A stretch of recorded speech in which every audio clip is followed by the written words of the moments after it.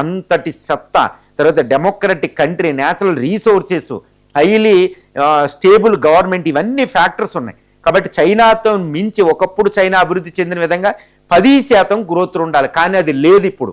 అది అత్యంత ప్రధానం. రూపీ పడిపోవడం అంత భయంకరంగా పడిపోవడం మంచిది కాదు.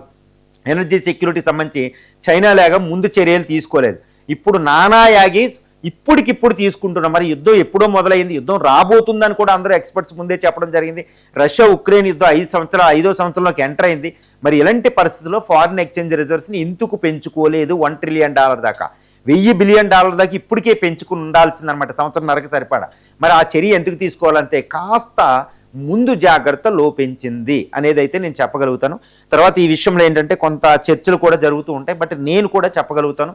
అదేంటంటే ఇప్పుడు మన్మోహన్ సింగ్ లాగా ఒక ప్రొఫెషనల్ ఎకనామిస్ట్ ఆర్థిక మంత్రిగా ఉండాల్సింది. ఎందుకంటే ఆర్థిక వ్యవస్థని వాస్తవ పరిస్థితులు కాకుండా స్పెక్యులేషన్ డిసైడ్ చేస్తూ ఉంటుంది. ఫర్ ఎగ్జాంపుల్, ఎక్కడో యుద్ధం వచ్చేస్తుంది, రేపే యుద్ధం అంటే స్టాక్ మార్కెట్లో లక్షల కోట్లు ఆవిరైపోతూ ఉంటుంది, ఒక స్పెక్యులేషన్ అంటారు. ఈ ఆర్థిక వ్యవస్థ అంటే స్పెక్యులేషన్ అనేది చాలా ఇంపార్టెంట్. ఇప్పుడు భారత ఆర్థిక ఎస్ జయశంకర్ గారు విదేశాంగ శాఖ మంత్రిగా ఒక అద్భుతమైన కాన్ఫిడెన్స్, ఎందుకంటే సీజనల్ ఫారిన్ ఎక్స్పర్ట్ ఆయన. అలాగే ఒకప్పుడు 1991లో అప్పటి ప్రధాని పివి నరసింహారావు గారు అద్భుతమైన స్టెప్ వేశారు. ఎందుకంటే అసలు రాజకీయాలతో సంబంధం లేని మన్మోహన్ సింగ్ గారిని తీసుకొచ్చి ఆర్థిక మంత్రి పదవిలో పెట్టడం.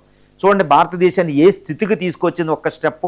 ఒక మన్మోహన్ సింగ్ని, ఆర్బీఐ గవర్నర్గా ఉన్న మన్మోహన్ సింగ్ని తీసుకొచ్చి ఆర్థిక శాఖ మంత్రిగా చేయడం వల్ల పివి నరసింహారావు భారతదేశాన్ని ఏ స్థితిలో ఇక్కడ పెట్టారో మనకు తెలుసు. ఎందుకంటే ఒక ప్రొఫెషనల్ ఎకనామిస్ట్.